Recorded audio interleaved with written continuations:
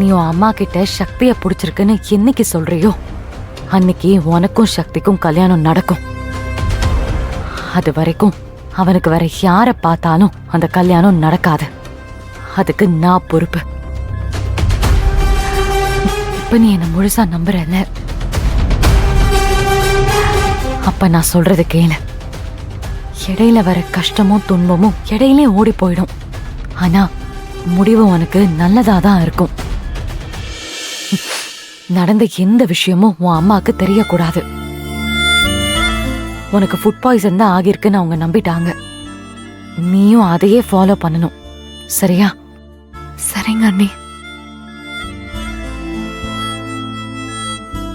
ஸ்ருதி, என் உயிரை கொடுத்தாவது உங்க 2 பேரையும் நான் சேர்த்து வைப்பேன்.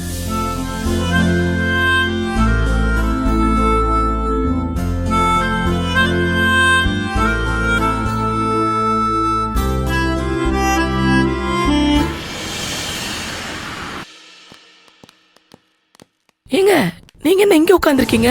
இல்ல, உள்ள பூங்குடி இருக்கறா. நான் சொல்றத கேட்கவே கூடாதுங்கிற முடிவிலே இருக்கீங்களா? உங்களுக்கு அறிவு இருக்கா? அவதான் இதுக்கெல்லாம் காரணம்னு சொல்லி உங்க 2 பேரையும் பாதுகாக்க விட்டுட்டு போனா, அவளை என் பொண்ணு கூட தனியா பேச விட்டுட்டு நீங்க 2 பேரும் வெளில வந்து உட்கார்ந்திருக்கீங்க. கொஞ்சம் கூட மனசாட்சி இல்லாம பேசாத மகேஷ். அவதான் நம்ம பொண்ணை காப்பாத்தி உசுர கொடுத்துருக்கா. நீ அவளால் ஆச்சுன்னு சொல்லிக்கிட்டு இருக்க. காப்பாத்திட்டா அதுக்காக தலையில தூக்கி வச்சுட்டு ஆடணுமா? இப்ப அவ நம்ம வீட்டு வேலைக்காரி, அதை மட்டும் மனசுல வச்சுக்கோங்க. அவளை எங்க வைக்கணுமோ அங்கதான் வைக்கணும். நல்லது பண்ணா கூட நீ ஒத்துக்க மாட்டல்ல? ஏன் தான் இப்படி இருக்கியோன்னு தெரியல.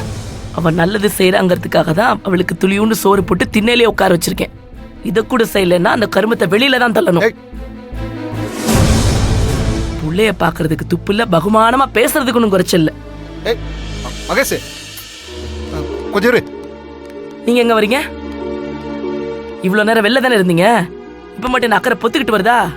வெளியிலேயே கிடங்க. என் பொண்ணு இனிமே நான் பாத்துக்கிறேன். யாரும் துணைக்கு தேவையில்லை.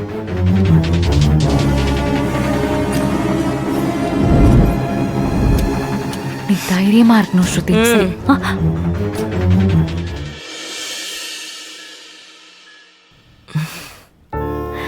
கதை கூட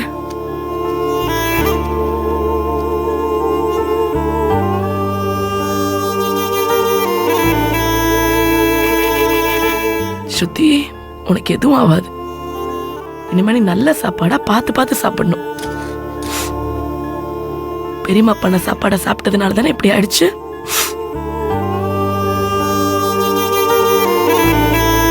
இனிமே உனக்கு அம்மா சமைப்பேன். அம்மா சமைக்கிறத மட்டும்தான் நீ சாப்பிடணும், சரியம்மா? நல்ல வேலை, அம்மா எனக்கு ஃபுட் பாய்சன் தான் ஆயிடுச்சுன்னு நம்பிட்டாங்க.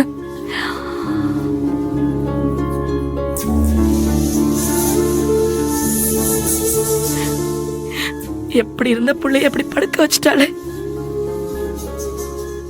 ஏதோ கடவுள் நம்ம கூட இருக்கிறதுனால உனக்கு எதுவும் ஆகல.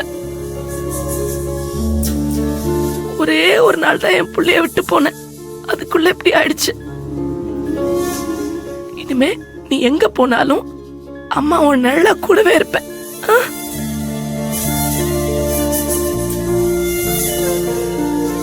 வேற யாரும் இங்க இருக்க தேவையில்ல. என் பொண்ணுக்கு வேற துணி மாத்தணும்.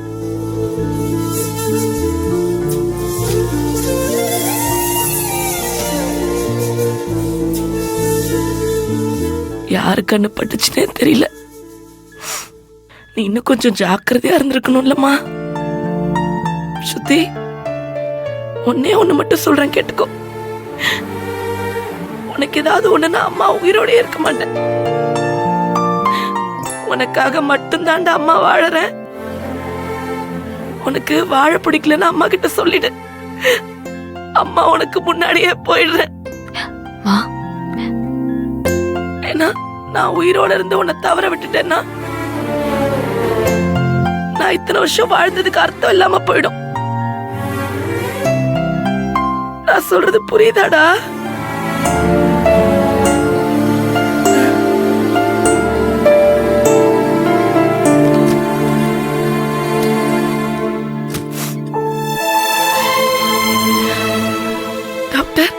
பொண்ணை காப்பாத்தி கொடுத்துட்டீங்க. நீங்க தான் என் கண்ணை திறந்த சாமி. நீங்க சொன்ன எல்லாத்தையும் நாங்க ஃபாலோ பண்றோம். என் பொண்ணை மட்டும் கொஞ்சம் சீக்கிரம் டிஸ்சார்ஜ் பண்ணிட்டீங்கன்னா என் பொண்ணை நானே பத்திரமா பாத்துக்கிறேன்.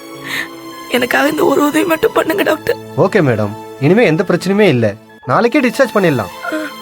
எங்களால முடிஞ்ச ரொம்ப நன்றி டாக்டர். பரவாயில்லம்மா, இந்த உதவியை நான் மறக்கவே மாட்டேன். நான் பாத்துக்கிறேன். ஓகேம்மா, டிஸ்டர்ப் பண்ணாதீங்க, பாத்துங்க.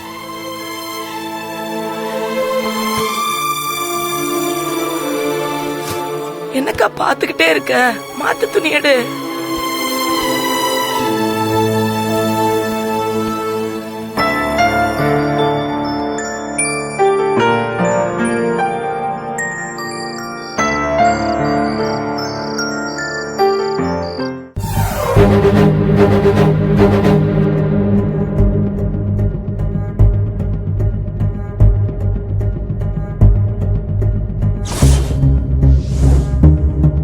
நம்மள வாழ விட மாட்டாங்க சக்தி. நம்ம ஒன்னா செத்து போயிடலாம். வாழ்ந்தா ஒன்னா வாழ்வோம், இல்ல ஒன்னா செத்துருவோம். நீ சொன்னியே, நீதான் இப்ப சொன்னியே. சக்தி குடி, குடி சக்தி. யாரோ வராங்க, குடி. யாரோ வராங்க ஸ்ருதி, யாரோ வராங்கன்னு சொல்றல. விடு சக்தி. என்ன நில்லு அண்ணே, விடுங்கறல. சக்தி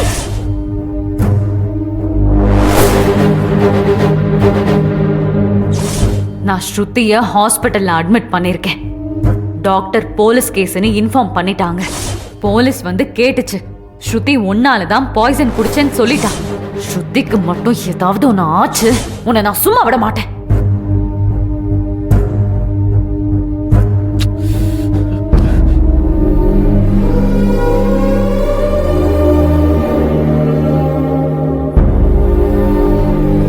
போற போக்க பார்த்தா இந்த ஸ்ருதிக்கே என்ன கட்டி வச்சிருவாங்க போல இருக்கு. சீக்கிரமா பெருசா செட்டில் ஆகலான்னு பார்த்தா கூட பிறந்ததே நமக்கு குழி பறிக்குது.